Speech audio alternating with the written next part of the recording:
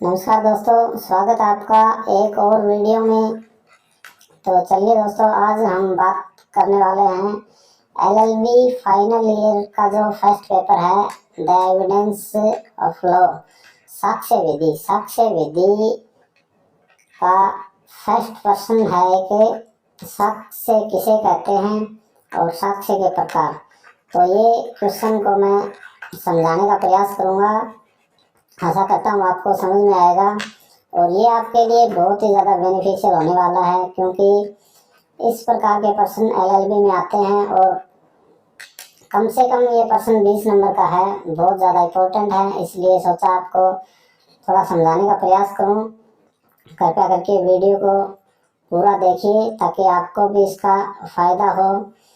और अगर वीडियो आपको अच्छा लगता है तो वीडियो को लाइक कीजिए, और अभी तक मेरे चैनल को सब्सक्राइब नहीं किया है तो कृपया करके चैनल को सब्सक्राइब कर लीजिए ताकि आगे आने वाले वीडियो आपको समय पर मिल सकें। चलिए शुरू कर। तो चलिए दोस्तों, शुरुआत करते हैं आज के इस वीडियो की। देखिए दोस्तों, साक्ष्य विधि the law of evidence LLB final year की फर्स्ट बुक है और फर्स्ट पेपर का फर्स्ट ही प्रश्न है बाबे लॉ सीरीज का। तो ये क्वेश्चन देखते हैं आज हम। देखिए, प्रश्न है साक्ष्य की परिभाषा दीजिए, यह कितने प्रकार का होता है। देखिए, ये प्रश्न नॉर्मली 20 नंबर में पूछा जाता है। तो इसमें आपको दो भाग में इसको करना है। जैसे साक्ष्य की परिभाषा दीजिए, पहले आपको साक्ष्य की परिभाषा देनी है, उसके पूर्ण रूप से उस साक्ष्य के बारे में बताना है।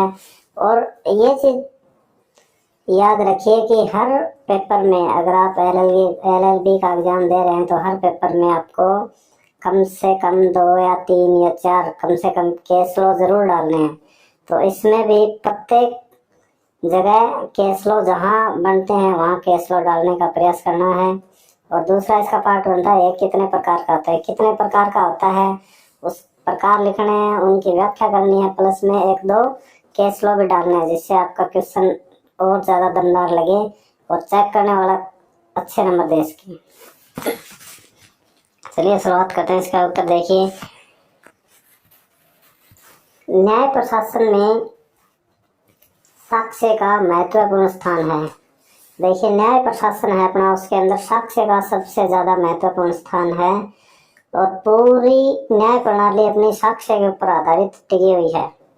तो साक्ष्य के आधार पर ही न्यायालय किसी निष्कर्ष पर पहुंचता है और न्यायालय साक्ष्य के आधार पर ही कोई निष्कर्ष पर पहुंचता है।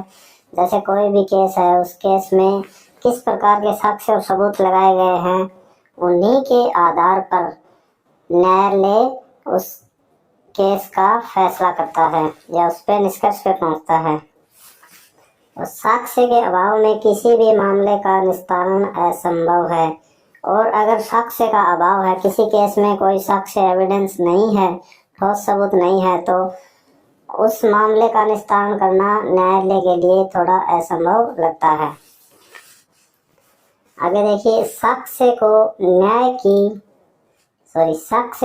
व्यवस्था की रीढ़ की हड्डी कहा जा सकता है और साक्ष्य को न्यायालय की रीढ़ की हड्डी कहा जा सकता है। जैसे मानव के लिए शरीर के अंदर रीढ़ की हड्डी सबसे ज़्यादा महत्वपूर्ण है उसके चलने के लिए या फिर उसको सीधा खड़े रहने के लिए, वैसे ही न्यायालय के लिए या न्याय व्यवस्था के अंदर साक्ष्य को रीढ़ की हड्डी माना गया है, क्योंकि पूर्ण रूप से न्याय व्यवस्था अपनी साक्ष्य विधि पर टिकी हुई है। यही सत्य असत्य की खोज करता है और जो साक्ष्य होते हैं वो किसी केस में अगर कोई एविडेंस लगाए जाते हैं तो वो सत्य और असत्यता की खोज करते हैं कि ये बात सच है या गलत है। ये सिर्फ एविडेंस से ही पता लगाई जा सकती है।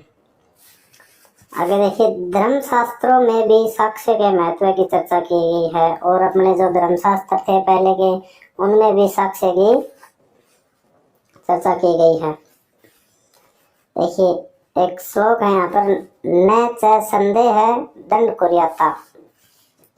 इसका अर्थ है, अर्थात संदेह होने पर राजा द्वारा किसी को दंडित नहीं किया जाना चाहिए। अभिप्राय यह हुआ कि जब तक कोई संदेह से परे साबित नहीं हो जाए, किसी व्यक्ति को दोषी नहीं माना जाना चाहिए। देखिए, राजा मतलब न्यायालय को यहाँ राजा माना गया है। इसमें कहा गया कि जब तक किसी व्यक्ति पर हम संदेह तो कर लेते हैं, लेकिन जब तक उसके प्रति ठोस सबूत अपने पास नहीं है तो उसको दंडित नहीं किया जा सकता और न ही उस व्यक्ति को दोषी माना जाएगा।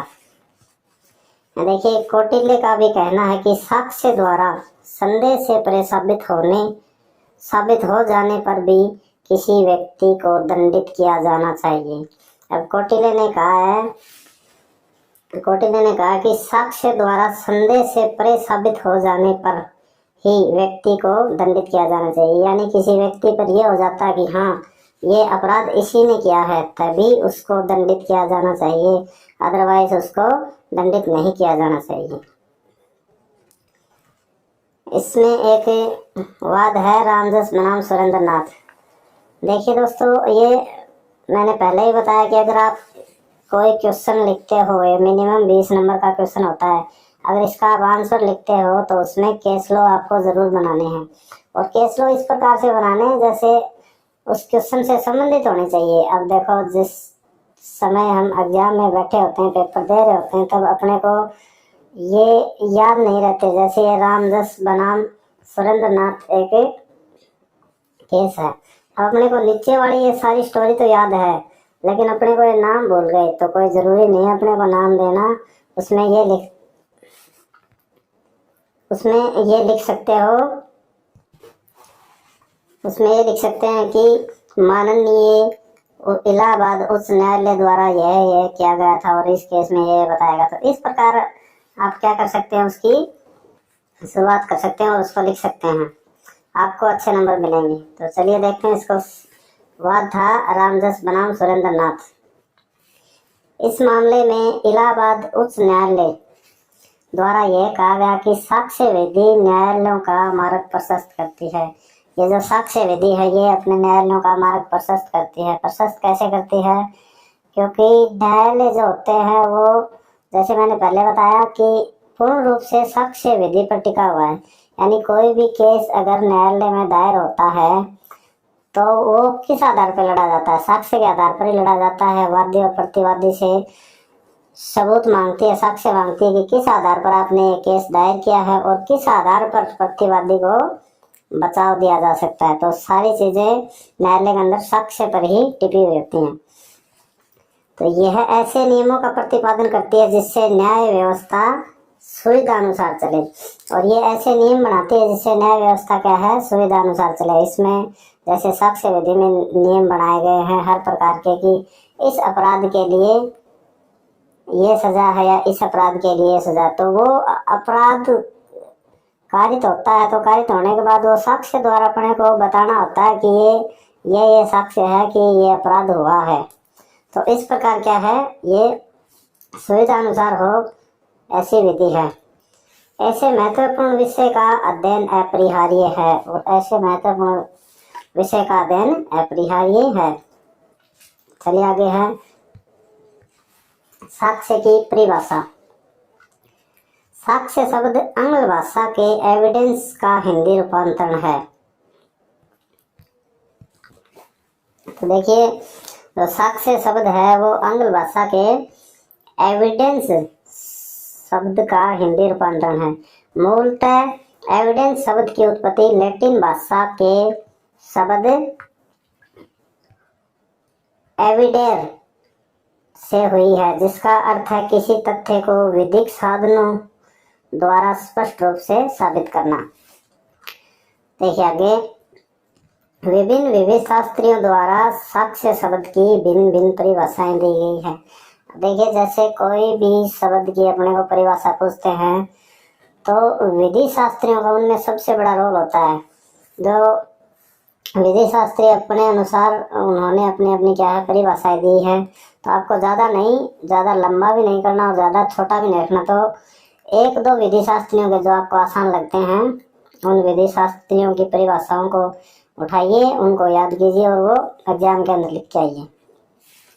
तो देखिए एक विधि शास्त्री है यहाँ पे टेलर। तो टेलर के अनुसार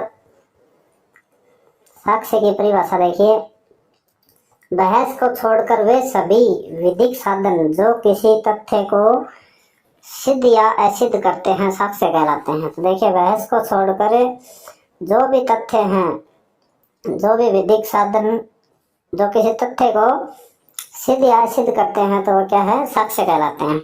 दूसरा है सामान्य के अनुसार, कोई तथ्य अथवा कथन जिसमें प्रमाण देने की शक्ति हो साक्ष्य कहलाता है।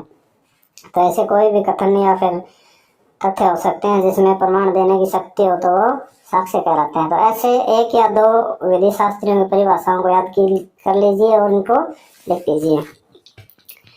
देखिए साथियों एक बात और बता देता हूँ कि ये कम से कम 20 नंबर का है, तो थोड़ा वीडियो लंबा हो सकता है, इसलिए वीडियो को थोड़ा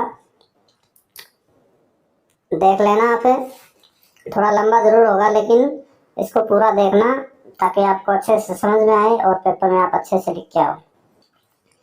आगे देखिए, भारतीय साक्ष्य अधिनियम की धारा 3 में साक्ष्य शब्द को परिभाषित किया गया है। अब देखिए साक्ष्य शब्द को परिभाषित कहाँ किया गया है, भारतीय साक्ष्य अधिनियम की धारा 3 में साक्ष्य शब्द को परिभाषित किया गया है। देखिए, वे सभी कथन जो न्यायालय अपने सामने साक्ष्यों द्वारा किए जाने की आज्ञा देता है या अपेक्षा करता है, ऐसे कथन मौखिक साक्ष्य कहलाते हैं। देखिए न्यायालय के अंदर जो साक्ष्य आते हैं वो अपने कथन को बोलकर न्यायालय के सामने प्रकट करते हैं, तो वो साक्ष्य जो देते हैं वो होते हैं मौखिक साक्ष्य, क्योंकि उन्होंने मुख द्वारा बोल के साक्ष्य दिए हैं तो उनको मौखिक साक्ष्य कहेंगे। दूसरा है, न्यायालय के निरीक्षण के लिए पेश की गई सभी दस्तावेजें, ऐसी दस्तावेजी साक्ष्य कहलाते हैं। और न्यायालय के निरीक्षण के लिए यानी जो न्यायाधीश बैठते हैं उनके आगे जो फाइल पेश की जाती है उसमें क्या है, उस केस से संबंधित सारे दस्तावेज होते हैं, वही दस्तावेज क्या कहलाते हैं, दस्तावेजी साक्ष्य कहलाते हैं। वस्तुतः साक्ष्य की कोई परिभाषा नहीं है, इस परिभाषा से मात्र यह संकेत मिलता है कि साक्ष्य मौखिक या दस्तावेजी हो सकता है। तो वैसे साक्ष्य की पूर्ण रूप से परिभाषा नहीं दे सकते, लेकिन हाँ साक्ष्य शब्द से यह संकेत अपने को मिलता है कि साक्ष्य मौखिक या फिर दस्तावेजी हो सकते हैं। देखिए साक्ष्य के अंतर्निहित सिद्धांत, चलिए साक्ष्य के सिद्धांतों को देख लेते हैं। आंग्ल विधि में कतिपय अंतर्निहित सिद्धांतों का उल्लेख किया गया है जिन्हें भारतीय विधि द्वारा भी अंगीकृत कर लिया गया है। देखिए भारतीय विधि द्वारा इनको अंगीकृत कर लिया गया है। यह सिद्धांत निम्नांकित हैं। पहला, साक्ष्य तथ्य तक ही सीमित होना चाहिए। पहला सिद्धांत है कि साक्ष्य तथ्य तक ही सीमित होना चाहिए। अब जो तथ्य है, जिस केस के अंदर जो केस दायर हुआ है उस केस से संबंधित जो तथ्य है वो ही सिर्फ तथ्य होना चाहिए, उसके इर्द गिर्द वाला तथ्य नहीं होना चाहिए। दूसरा, अनुश्रुत साक्ष्य को भी साक्ष्य में ग्रहण नहीं किया जाना चाहिए। अनुश्रुत साक्ष्य होता है जो सुनी सुनाई बातें होती हैं, सुनी सुनाई बातें सुनकर वही बातें न्यायालय के सामने पेश करते हैं, वो होती है अनुश्रुत साक्ष्य। तो इन चीज़ों को भी न्यायालय के अंदर अनुमति नहीं मिलनी चाहिए। क्यों? क्योंकि इसमें क्या होता है कि व्यक्ति बातों को सुनता है, वो क्या पता सही भी है या गलत भी है, वो सुनने के बाद उसको कितना याद रहता है और वो उन्हीं बातों को मॉडिफाई करके न्यायालय के सामने इस प्रकार से पेश करता है कि न्यायालय का उन पर विश्वास करना कठिन हो जाता है। इसलिए अनुश्रुत साक्ष्य को भी ग्राह्य नहीं किया जाना चाहिए। तीसरा सिद्धांत है, सभी मामलों में सर्वोत्तम साक्ष्य दिया जाना चाहिए। और कोई भी मामला न्यायालय के सामने दायर होता है तो उसके अंदर सर्वोत्तम साक्ष्य जो सर्वाधिक अच्छे साक्ष्य होते हैं, जो ठोस सबूत होते हैं, वो ही सिर्फ सामने पेश किए जाने चाहिए, अन्यथा नहीं। आगे साक्ष्य के प्रकार, आगे वाला टॉपिक है साक्ष्य के प्रकार। चलिए साक्ष्य के प्रकारों को देख लेते हैं। साक्ष्य के अनेक प्रकार हैं, मुख्य प्रकार निम्नलिखित है। वैसे तो साक्ष्य के अनेकों प्रकार हैं, लेकिन जो मेन हैं वो आपको दिखा देता हूँ मैं। पहला है प्रत्यक्ष साक्ष्य, दूसरा परिस्थितिजन्य साक्ष्य, तीसरा प्राथमिक साक्ष्य, नंबर 4 गौण साक्ष्य, नंबर 5 वास्तविक साक्ष्य, नंबर 6 अनुश्रुत साक्ष्य, नंबर 7 मौखिक साक्ष्य, नंबर 8 दस्तावेजी साक्ष्य, नंबर 9 न्यायिक साक्ष्य, नंबर 10 न्यायोत्तर साक्ष्य।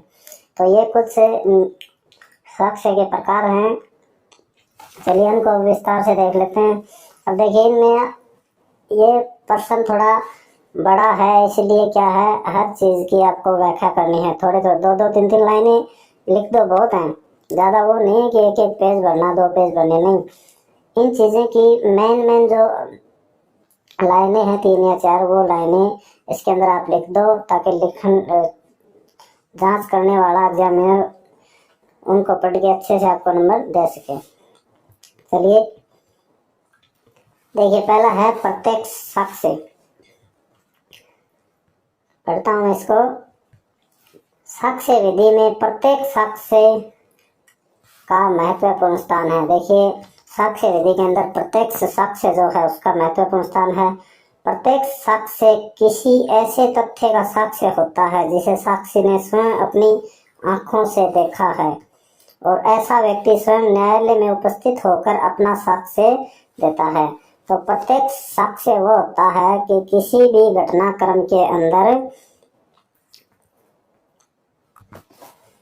उसने अपनी आंखों से उस घटना को देखा है, और वही घटना वो आके न्यायालय में बताता है कि मैंने ये घटना इस टाइम और इस प्रकार से देखी है।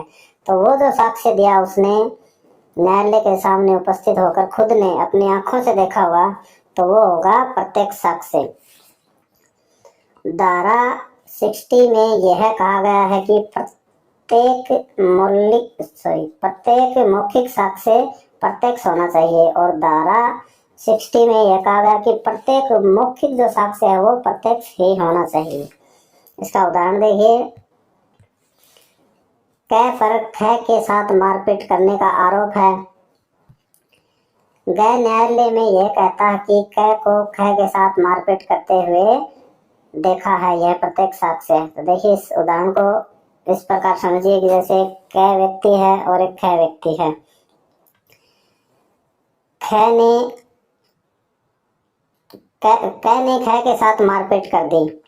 अब यही चीजें जो मारपीट हो रही थी वो गए एक व्यक्ति है जो पास में खड़ा था या इसके इर्द गिर्द घूम रहा था, उसने उसको देखा और न्यायालय में जाकर ये कहा कि कै को ख के साथ मारपीट करते हुए मैंने अपनी आंखों से देखा है। अब ये जो देखा है और देखने के बाद न्यायालय के सामने उसने प्रकट किया है, बताई है, जो साक्ष्य दिया है वो क्या हो गया, प्रत्यक्ष साक्ष्य हो गया। 2 नंबर है परिस्थितिजन्य साक्ष्य। देखिए इसके नाम से स्पष्ट हो रहा है कि जो परिस्थितियों को देखकर साक्ष्य का अंदाजा लगाया जा सकता है वो परिस्थितिजन्य साक्ष्य कहलाता है। इसको देख लेते हैं। जब किसी तथ्य को साबित करने के लिए प्रत्येक साक्ष्य उपलब्ध नहीं होता, तब ऐसे तथ्य को साबित करने के लिए परिस्थितिजन्य साक्ष्य का सहारा लिया जाता है। देखिए जैसे कई घटनाएं ऐसी होती हैं जिसके अंदर प्रत्यक्ष रूप से ये नहीं कहा जा सकता कि ये घटना इस क्रम में हुई है या इस कारण से हुई है या फिर इसने की है। जैसे मान लो किसी ने किसी का मर्डर कर दिया और वो वहाँ से भाग गया।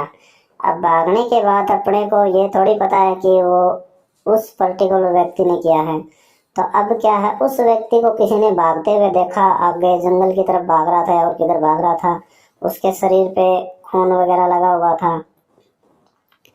तो वो क्या है, उसको देखने वाले उस पर अंदाजा लगा सकते हैं कि हाँ इस व्यक्ति का मर्डर हुआ है, ये मरा हुआ है यहाँ पे, और इसके कपड़े वगैरह भी खून से भरे हुए हैं। लेकिन जो भाग रहा था व्यक्ति जंगल की तरफ हाँफते हुए, उसके भी खून लगा हुआ था और डरा हुआ था, वो भाग रहा था। इसका मतलब उसका इस मर्डर के साथ कुछ ना कुछ कनेक्शन है। तो वो परिस्थितियां क्या है इस चीज को बता देती हैं। तो प्रत्येक साक्ष्य अगर नहीं होता तो इसकी जगह परिस्थितिजन्य साक्ष्य का सहारा लिया जाता है।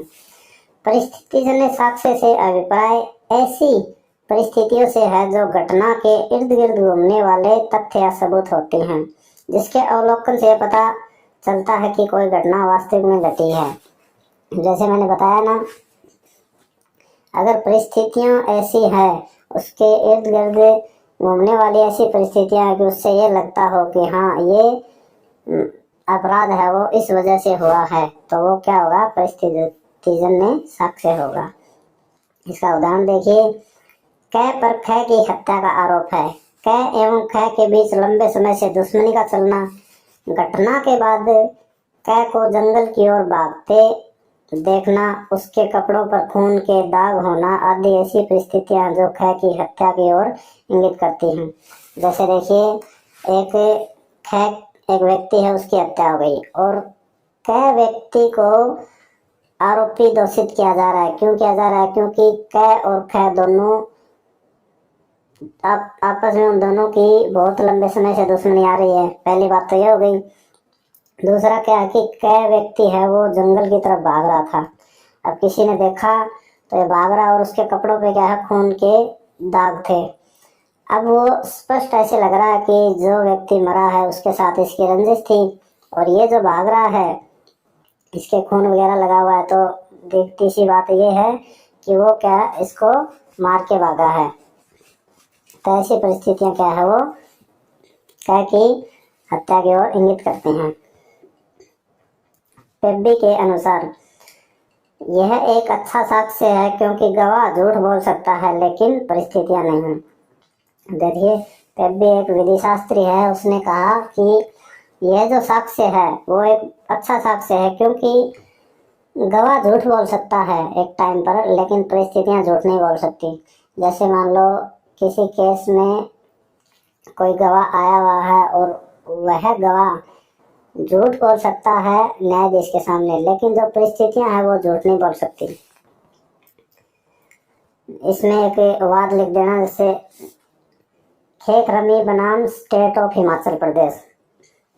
इसमें यह प्रतिपादित हुआ कि परिस्थितियां साक्ष्य ऐसी होनी चाहिए जो अभियुक्त के दोषी होने का संकेत करती हैं, और परिस्थितिजन्य साक्ष्य भी ऐसा ही होना चाहिए जो अभियुक्त के दोषी होने का, यानी अपराधी के दोषी होने का संकेत देती हो। इस प्रकार की परिस्थितियां वहां पर मौजूद होनी चाहिए। अच्छा, 3 नंबर साक्ष्य है प्राथमिक साक्ष्य। देखते हैं इसको। यह एक ऐसा साक्ष्य है जो न्यायालय की दृष्टि में सर्वोत्तम साक्ष्य है। जो प्राथमिक साक्ष्य है वो न्यायालय की दृष्टि में सर्वोत्तम अच्छा किस्म का साक्ष्य है। न्यायालय द्वारा ऐसी साक्ष्य पर सर्वाधिक विश्वास किया जाता है, और न्यायालय द्वारा इस प्रकार के साक्ष्य पर, यानी प्राथमिक साक्ष्य पर सबसे ज्यादा विश्वास किया जाता है। यह साक्ष्य दस्तावेजी साक्ष्य से संबंध रखता है, और यह साक्ष्य है वो दस्तावेजी साक्ष्य से संबंध भी रखता है।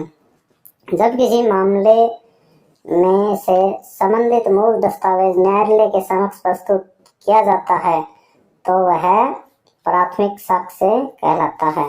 देखिए, किसी मामले के अंदर जो मूल दस्तावेज हैं उस मामले से संबंधित, वो न्यायालय के समक्ष अगर पेश किए जाते हैं तो वो मूल दस्तावेज क्या कहलाएंगे, प्राथमिक साक्ष्य कहलाएंगे। और वो मूल दस्तावेज हैं, ओरिजिनल जो चीजें हैं वो अगर न्यायालय के सामने पेश की जाएंगी तो न्यायालय उन पर सबसे ज्यादा विश्वास करेगा और वही मान्य होंगे, इसलिए इसको सर्वोत्तम साक्ष्य माना जाता है। उदाहरण देखिए, जैसे कै एवं खै के बीच एक भूखंड के स्वरूप को लेकर विवाद है। कै द्वारा न्यायालय के समक्ष ख की ओर से निष्पादित रजिस्ट्री विक्रय विलेख मूल रूप में प्रस्तुत किया जाता है। यह मूल विक्रय विलेख प्राथमिक साक्ष्य है। अब जैसे कै और ख दो व्यक्ति हैं, इन दोनों के बीच आपसी रंजिश है, एक भूखंड को लेकर, एक भूमि के टुकड़े को लेकर विवाद है। अब कै क्या है, उस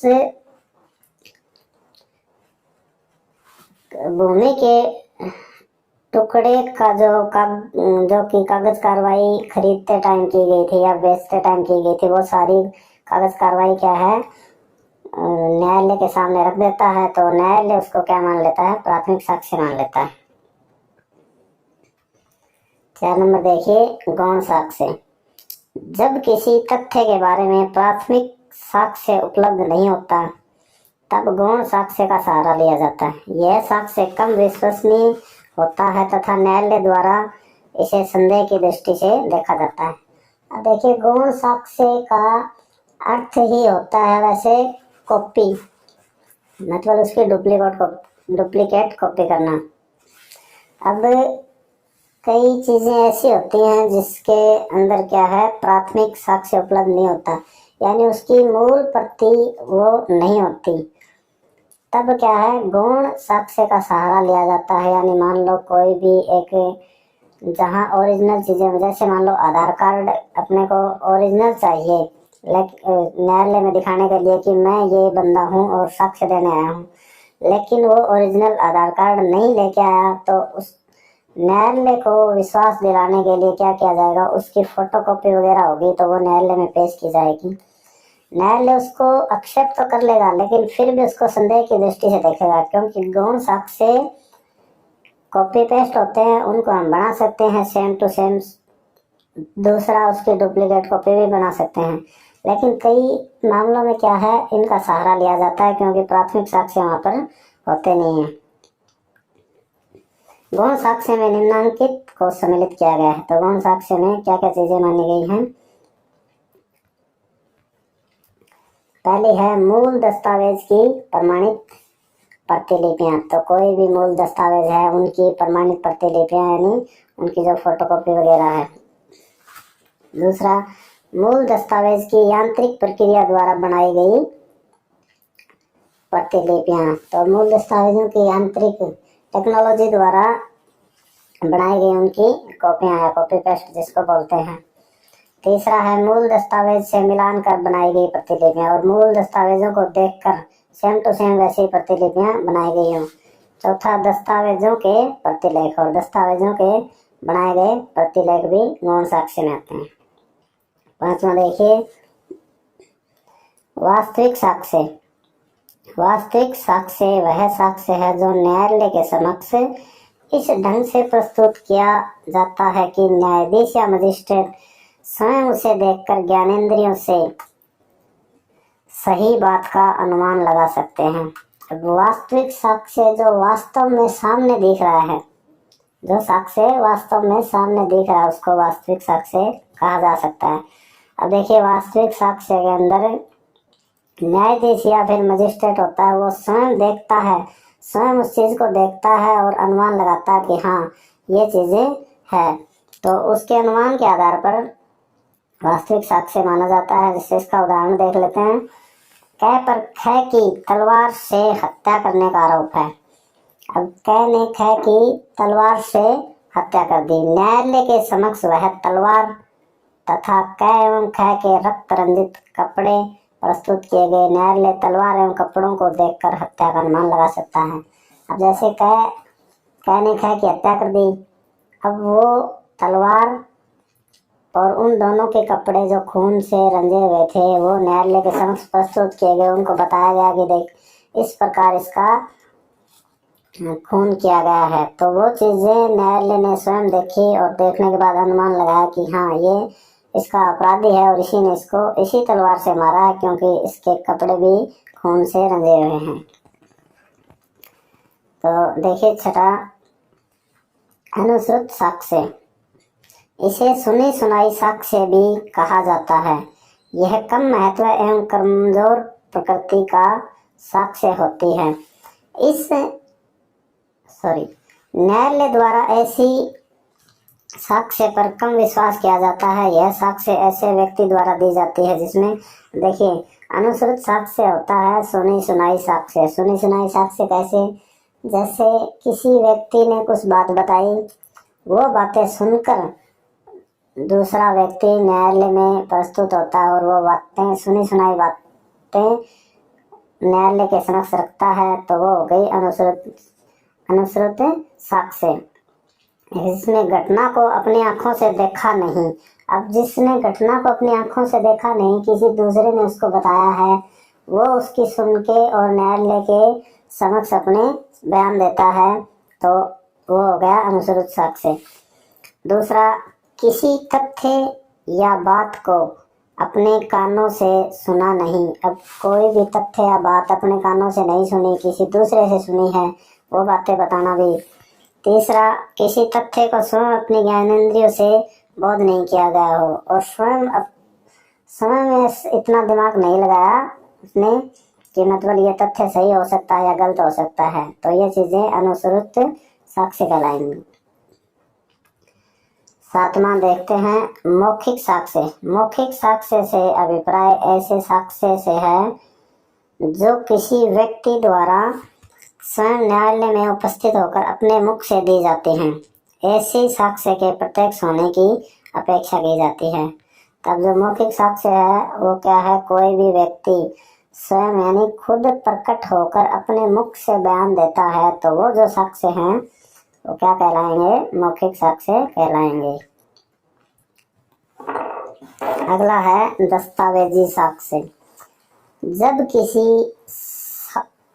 जब किसी साक्ष्य को साबित या ना साबित करने के लिए साक्ष्य के तौर पर न्यायालय में कोई दस्तावेज पेश किया जाता है, तो दस्तावेजी साक्ष्य कहलाते हैं। तो देखिए, कोई भी तथ्य को साबित करने के लिए कोई दस्तावेज न्यायालय के सामने पेश किए जाते हैं। किसी भी प्रकार के कागज, ऑथराइज कागज होने चाहिए। ओरिजिनल जो प्रतियां न्यायालय के सामने प्रस्तुत की जाती हैं वो दस्तावेजी साक्ष्य कहलाएंगे। जैसे इसका उदाहरण देखिए, किसी व्यक्ति की जन्म तिथि को साबित करने के लिए न्यायालय के समक्ष विद्यालय का अभिलेख प्रस्तुत किया गया, तो वह दस्तावेजी साक्ष्य कहलाएगा। अगला है 9 नंबर न्यायिक साक्ष्य। न्यायालय के समक्ष प्रस्तुत किया गया प्रत्येक मौखिक एवं दस्तावेजी साक्ष्य न्यायिक साक्ष्य कहलाते हैं। न्यायिक साक्ष्य सदैव न्यायालय के समक्ष प्रस्तुत किया गया साक्ष्य ही होता है। अब जो न्यायिक साक्ष्य है उसके अंदर मौखिक और दस्तावेजी साक्ष्य होते हैं जो न्यायिक साक्ष्य कहलाते हैं, क्योंकि जो मौखिक और दस्तावेजी साक्ष्य होते हैं उन पर न्यायालय का सबसे ज्यादा विश्वास किया जाता है न्यायालय द्वारा, इसलिए इनको न्यायिक साक्ष्य कहा जाता है। 10 नंबर है न्यायोत्तर साक्ष्य। ऐसा साक्ष्य या कथन जो न्यायालय के अलावा अन्य किसी स्थान पर या अन्य किसी व्यक्ति से किया जाता है, न्यायोत्तर साक्ष्य कहलाता है।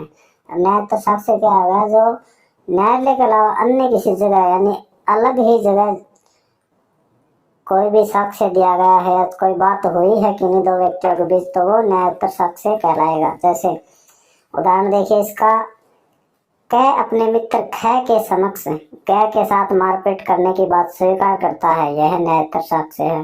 अब जैसे कै और बै दोनों बैठ के आपस में बात कर रहे थे कि भाई अपने को क्या है, गाय को पिटाई करनी है, उसके साथ मारपीट करनी है। गाय ने न्यायालय में वाद दायर किया और गाय ने ये बताया न्यायालय के समक्ष कि कै और खै ये बातें बोल रहे थे, और कै और खै दोनों व्यक्तियों को ये स्वीकार करना पड़ा कि हमने मतलब गाय को मारने की या मारपीट करने की एक प्लानिंग की थी। तो इस प्रकार से ये न्यायोत्तर साक्ष्य कहलाएगा। तो दोस्तों ये था आज का क्वेश्चन जो हमने देख लिया है। आशा करता हूँ आपको ये अच्छे से समझ में आया होगा। अगर समझ में नहीं आया तो एक बार इस वीडियो को और देख लीजिए ताकि अच्छे से समझ में आ जाए। अब जैसे सीरीज के अंदर या फिर बुक के अंदर जो क्वेश्चन है उसको मैंने बिल्कुल शॉर्ट में करके आपको समझाने की कोशिश की है। बुक में तो बहुत बड़ा है, सीरीज में भी इसकी लेंथ बहुत ज़्यादा है, जो अपने लिए पढ़ना बहुत मुश्किल हो जाता है। और एलएलबी के अधिकतर विद्यार्थी क्या करते हैं, एंडिंग में जब एग्जाम टाइम आता है, जब सीरीज लेके आते हैं, वो उठाते हैं, वो पढ़ने की कोशिश करते हैं, जो आसानी से समझ में नहीं आती। इसीलिए क्या है, मैंने वीडियो को बनाया है ताकि आप सबको समझ में आ सके। और थोड़ा लंबा ज़रूर हो गया क्योंकि प्रश्न भी बहुत ज़्यादा बड़ा है और बहुत ज़्यादा इम्पोर्टेंट है। एलएलबी फाइनल ईयर साक्ष्य विधि के अंदर ये आने वाला प्रश्न है, 20 नंबर में प्रश्न आता है। तो इसको एक दो बार देखिए, आप अच्छे से समझिए और याद हो जाएगा, ऐसी कोई बात नहीं है। और दूसरी बात साथियों, एक गुजारिश आपसे, अगर हमारे चैनल को अभी तक आपने सब्सक्राइब नहीं किया तो एक बार सब्सक्राइब कर लीजिए, ताकि मैं एलएलबी से रिलेटेड और वीडियो डालूँ वो आपको समय पर मिल सकें। और हाँ, एलएलबी फाइनल ईयर की एक मैं सीरीज चलाने जा रहा हूँ, जिसमें मेन जो इम्पोर्टेंट क्वेश्चन हैं, जो एग्जाम में आने की संभावना है, वो क्वेश्चन मैं डालने की कोशिश करूँगा, उनको शॉर्ट रूप में समझाने की कोशिश करूँगा जैसे मेरे से होता है। तो आप मेरा थोड़ा सपोर्ट कीजिए कि चैनल को सब्सक्राइब कर लीजिए, और वीडियो अगर आपको पसंद आता है तो उसको लाइक भी कर दीजिए। धन्यवाद, मिलते हैं अगले